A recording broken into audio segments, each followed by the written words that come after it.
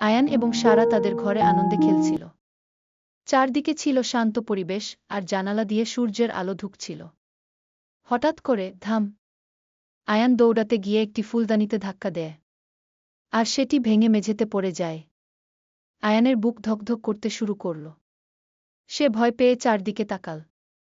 সে মনে মনে ভাবল, এখন আমি কি করব? আমি কি এটা লুকিয়ে ফেলব, নাকি সত্য বলব?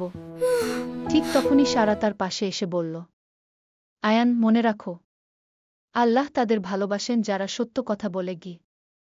সারার কথা শুনে আয়ান একটু থেমে গেল। সে গভীরভাবে ভাবল। তারপর সে একটি লম্বা শ্বাস নিল এবং সিদ্ধান্ত নিল সে সত্য বলবে। আয়ান তার মায়ের কাছে গিয়ে বলল, আম্মি, আমি ফুলদানিটা ভেঙে ফেলেছি। আমি খুব দুঃখিত। তার মা মিষ্টি করে হাসলেন।